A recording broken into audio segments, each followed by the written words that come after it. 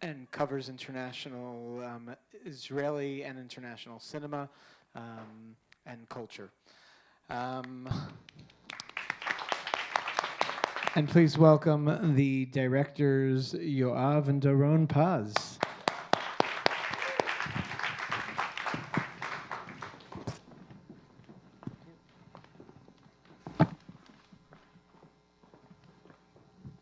Hey. Hi, everyone. Hey. Hi.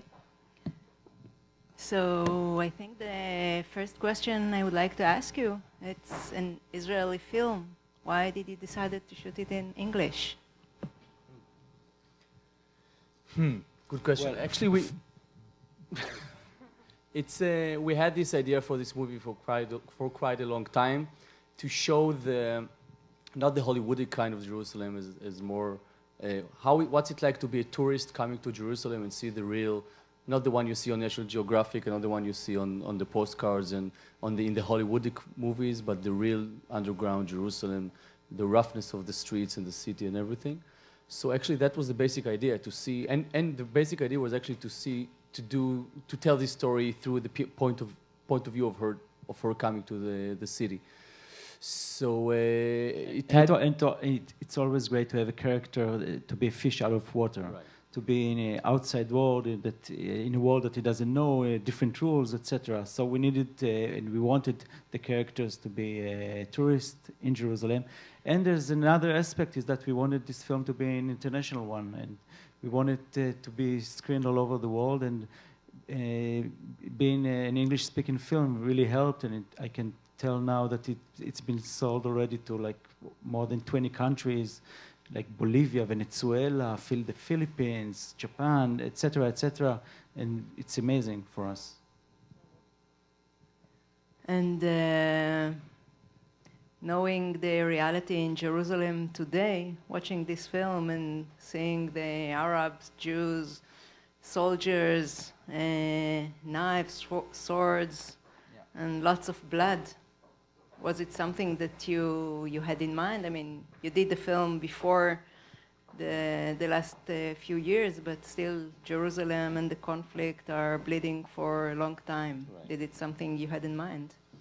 It wasn't like it's now, obviously, but it's very intense and very delicate to shoot in Jerusalem. Everything is very, you feel like everything could be explode any minute. Now, in these days, when you see what's happening, especially in the sites that we actually shot the movie, it's a lot of these terrorist attacks were actually there in this location, and it's. I don't think we could shoot this movie today. And yes, it makes you wonder. And for you, making this film, was it just a horror film, or did you wanted to convey a message, to say something about the situation and the conflict? First of all, the main purpose of this film is to entertain, and we wanted to have fun with this project. There's other several projects that we are working on that are dramas, heavy dramas, and it's going to take a while since these projects will take place. It's co-production, it's a very delicate situation. But this project, we just wanted to have fun, first of all. Us with our friends that we gather around, and we wanted, and horror is a great genre to have fun. You know, when we were kids and we just got our first video camera, we didn't do drama. We've done horror films just with a lot of ketchup. This is like a basic instinct of a filmmaker, just to have fun. So it's usually all comedy or for us horror.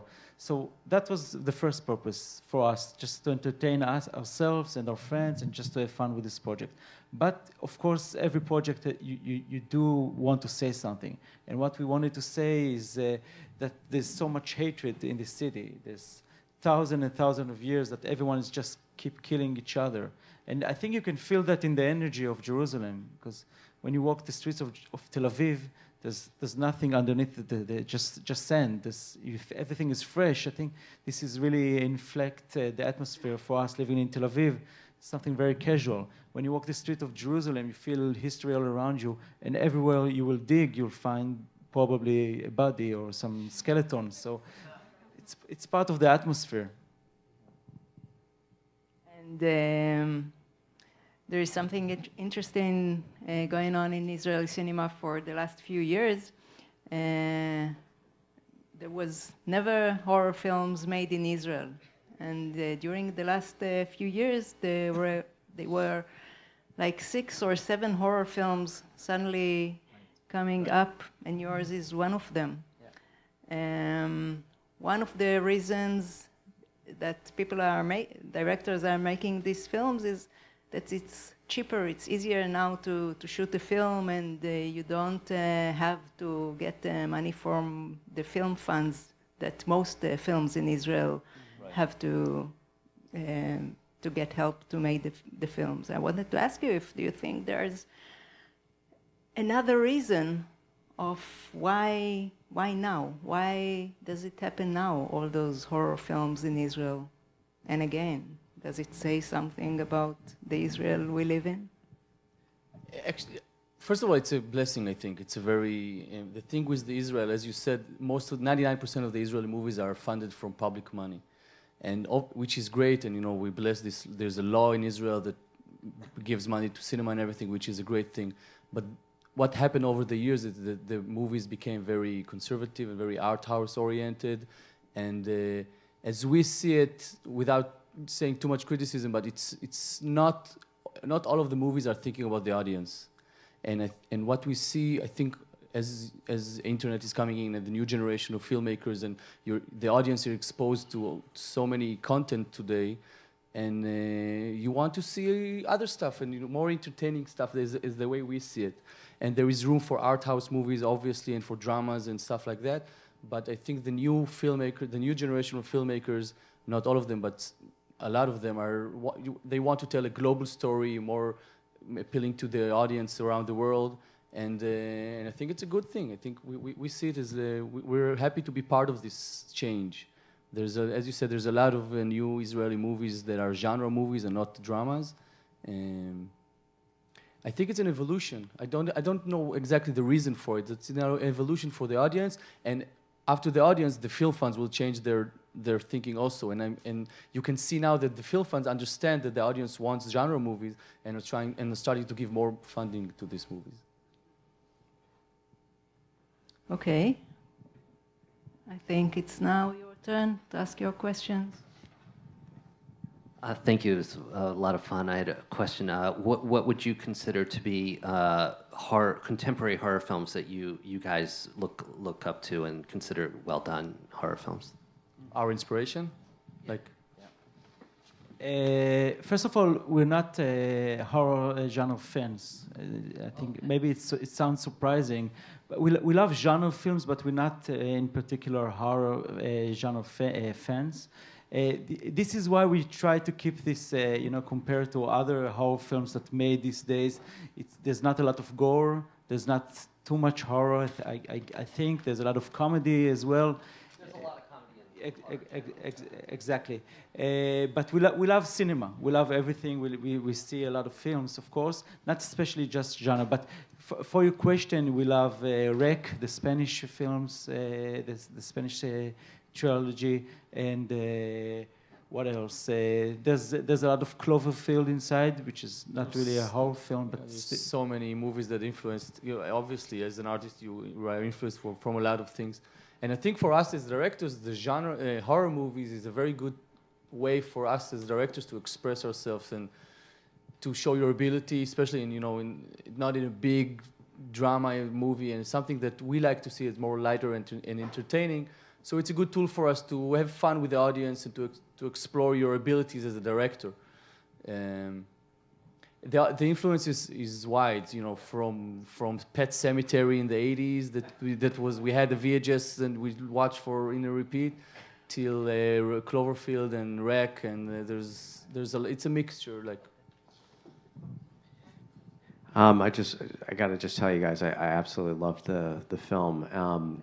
I've never actually been to Jerusalem, and I don't think I'll be going anytime soon. But I was curious as to whether you obtained any kind of permits for this film, or whether you shot it sort of guerrilla style, because it really feels like it was sort of shot on the go. Right. Exactly. A lot of it. Could you just describe that process a little bit? Yeah.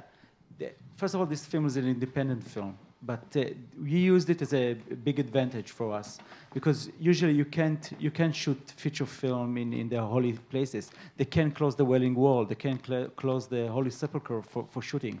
So we always wanted to gain this big production value and to shoot on locations and to show the real Jerusalem. You know, like if anyone saw World War Z with Brad Pitt, there's this famous scene that's supposed to happen in Jerusalem, but then you see the aerial shot above the city and you just see the ocean. You see Jerusalem next to the ocean, and for us Israelis, it's a joke. And It was shot in Malta shot in or Malta. whatever. It's So- a Hollywoodic Jerusalem. It's not the real Jerusalem. So for us, it was we wanted to show the real Jerusalem because for us, when we walk the old street of Jerusalem, we always say this is the best location for a horror film. So So we didn't have any permits actually. We had in the Wailing Wall, for example, we had a permits for a documentary. You can't shoot a drama scene in the Wailing Walls. You have it only for documentary. So it was a funny scene because the actors pull out their script and the producers like, put it down, hide the script. It's documentary. It's not scripted. So the rabbi won't see us. So we didn't have, and you can't close the Holy Sepulchre and all this, the Villa Dolorosa. It's so hectic places and sensitive places. we shot with a small camera, just DSLR camera. So most of the time, people will sure that we are just tourists. That's it. So that. Really picked up on the fact that you're shooting a film. No, not yet. Don't tell them. Don't tell them. It was especially thanks to the small crew, small camera, wireless sound man, 10 feet behind. You know, nobody knows each other. It was an undercover. Not all of the scenes, but in the sensitive ones. Hi. Did you shoot this for 3D, or would you consider converting it for cardboard or Oculus Rift? Wow. Great question. I think it'll be a bit of a headache, no? Don't you think? To see this kind of jerky camera movements in 3D or maybe the sequel, but then there will be a different approach, more settled down. You know. But it is going there. If anyone had the chance to see a virtual reality experience, it's amazing. It's a game changer.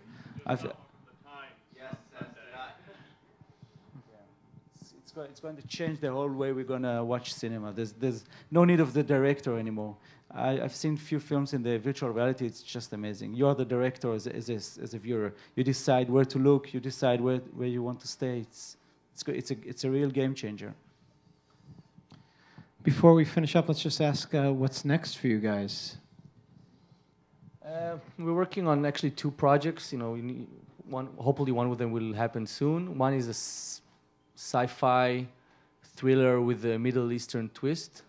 It sounds complicated, but it's actually quite fun. The other one is a very heavy periodical, historical, true story. Happens in 1945 after the Holocaust. Very heavy, dramatic story. Hopefully one of them will happen soon. Nirit, thank you for leading this wonderful panel. Thanks for coming.